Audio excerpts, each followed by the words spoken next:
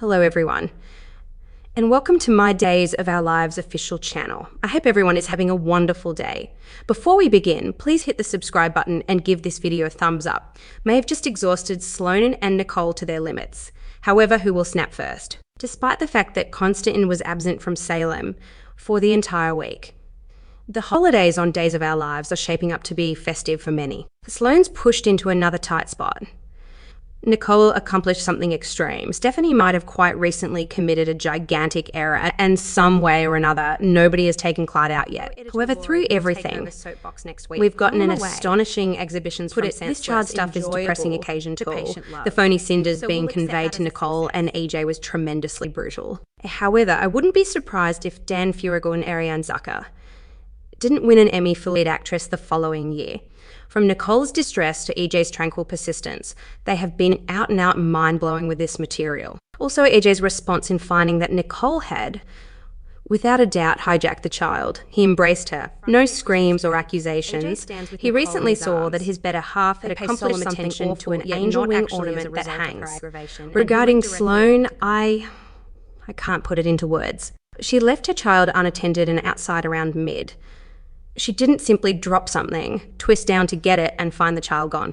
She abandoned the youngster in the town square. It is never acceptable to swipe another person's child, Sloan. However, I completely agree with Nicole on this point, in every way. Move that child away from Sloan. However, I kind of wish Leo had done it. Nicole would have listened to him and gotten EJ to listen if he had given her the baby. And afterward in the police headquarters, we know from spoilers currently that will not occur on Monday.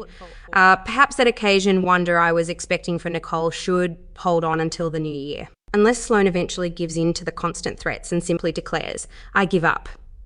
Return the infant.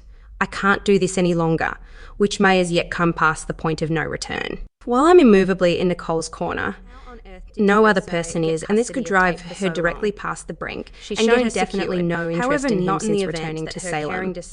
I actually felt sorry for Tate, who was there listening to Brady and the Sirissa argue over who cared least about him. Tate was wearing headphones. Teresa's scarcely even taken a gander at him since she put her focus on Alex, and it took a work for Brady to, out of nowhere, get the clever plan to converse with his child and figure out what he needs. And afterward, he just paid off the high schooler's adoration with an organisation charge card. Great job, Brady. Furthermore, Holly is so breadcrumbing Tate. She gives him just enough interest in the hope of keeping him around and using him after he gets tired of her obsession. It doesn't matter because I don't even know for sure. She's doing it on purpose. I'm glad he left, but if he's anything like his father, he will immediately return to Holly and her Johnny obsession. Yet I truly wish people who ought to be more in one another's lives collaborate more. Having said that, we did finally acquire Stephanie and Tripp. All to gripe about Chad. Couldn't Tripp have shared something about how intense a period Wendy is having since Li's homicide? Yes, Wendy is the only person who is concerned about the murder. Jada and Stephanie sit at a pub table and place one hand on Harris's shoulders. With lifted hands, he checks Stephanie out.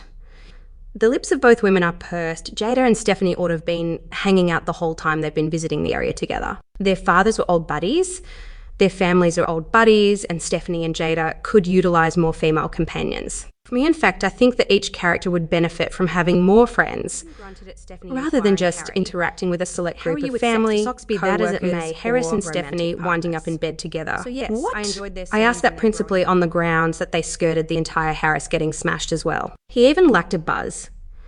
If you had asked me, that was simply arbitrary, and afterward we scarcely got 30 seconds to deal with it on Friday.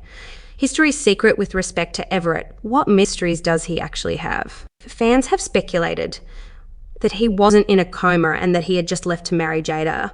But the timing doesn't seem right. That doesn't seem like a speedy excursion, and I didn't think Everett was in that frame of mind for quite a long time. Likewise, they completely utilised a more established pick of Blackberry, suggesting a more youthful Everett. Surprise! He was hitched to Jada, since we've known that since Day of Days. Chad and Everett trying to work together is something I'm looking forward to. Despite the fact that testosterone-filled, chest-thumping men fighting over a woman doesn't appeal to me. Since Abigail's death, Chad's and Everett's feud is a boost because Chad hasn't been very exciting. Furthermore, They shared a real second when Abby came up, and it gave them a pleasant human touch, not only two imbeciles battling for the young lady. Mobbed up, I may not be in that frame of mind here, but rather I believe that Ava should work. She has a lot more potential than they've given her. It was pleasant when she really had a companion in Nicole, yet that was cut off lovely totally. Also presently, I feel like the show's simply skipping Harris and Ava in the same circle felt contrived. And now it's clear that they put Ava and Stefan together because of her affair with Jake. They can at least acknowledge it and play with it with Jake. That may increase its interest. However, I could not accept that that relationship was a grand love because it was just too brief. Additionally, for the love of everything, quit rationalising about taking Clyde out and get it done. Both Steph and Eva have the means, full stop. The porn story. Random thoughts. I believe that Sarah and Xander or discussion with John about his dim past felt somewhat more pointed than simply getting relationship guidance. Additionally, even though Xander himself acknowledged that asking John for assistance was odd, it was truly odd. There's more to it than that. John squints at Xander while frowning. John holds an espresso mug in the clinic entryway. Conveniences ahead for John and Marlena Teresa. I'm a lone ranger.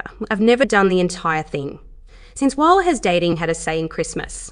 I realise not every person tries enhancing, however, I'm almost certain not something requires a lady's touch. Or anything that that line should mean. Square. Isn't the square in the middle of town? Is still a constant warning Also, sign. I recollect the recreation area is close to the clinic, and it's also by the Kiriakis' mansion from Teresa's kidnapping. The layout of Salem is intriguing. Why, Salem is an unpleasant city. Subsequent to hollering for help, Sloan called Eric, and we saw the other people in the square totally disregarding her and having a lovely breakfast. I love the way Chad and Alex just grabbed Steve's bruise after Stephanie let them be at her folks. That was friendly.